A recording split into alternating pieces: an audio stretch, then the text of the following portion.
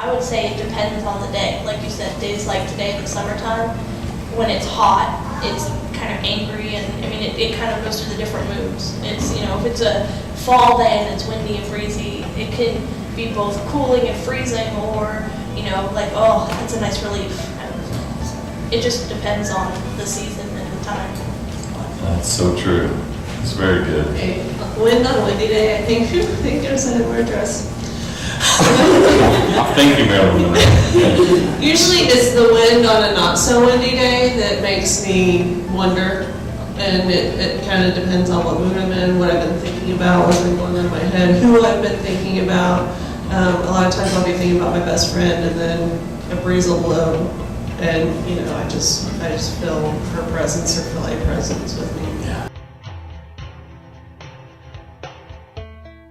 How we didn't notice the child's mistake at the end, but everyone noticed like how like the child was playing with two fingers and couldn't do it. And I think that you notice that because it makes like what the master was doing more powerful. Like if the kid came out and he was like really amazing player, and then the guy came out and helped him, it wouldn't be so impacting. I think it makes the master player look, you know, just amazing, and to see the difference like in that.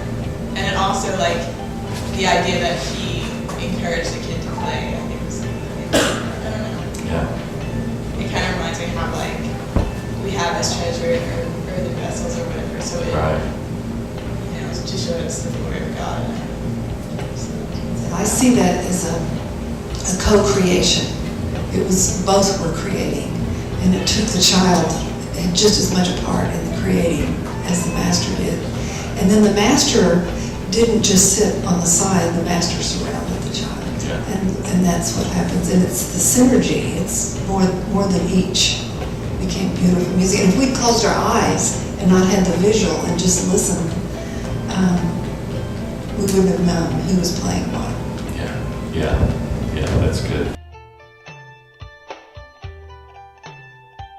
Anything that has ever been positive has not been ever.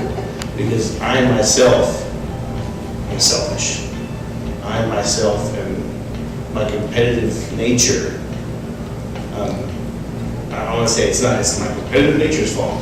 I'm better than you, and if you do get lucky enough to actually get over, I'll get you back. I can't give that to you because I will need it eventually. I might not need it right now, but I'll need it eventually. Everything that I do, anything that's positive is not of me, because I'm sitting there thinking after the fact, why did I do that? I needed that. I don't know, but God can tell me, you know, at a time, you're going to do this, and we can talk, and maybe so.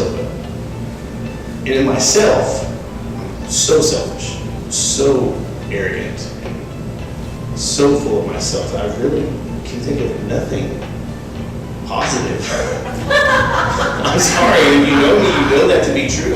For me, it was, okay, first off, I'm kind of a homebody. I like my friends, I like my family, I like to keep everybody close. See, probably, well, when I decided,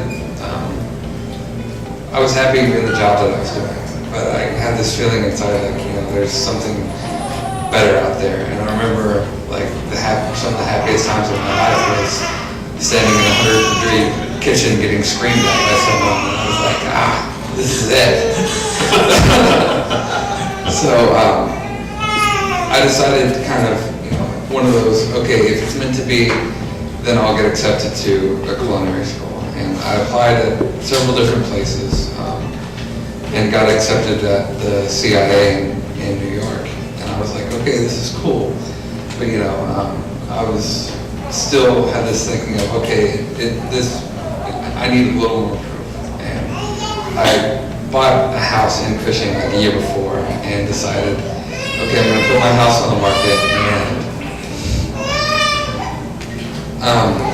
if it's meant to be, then it'll sell really quick.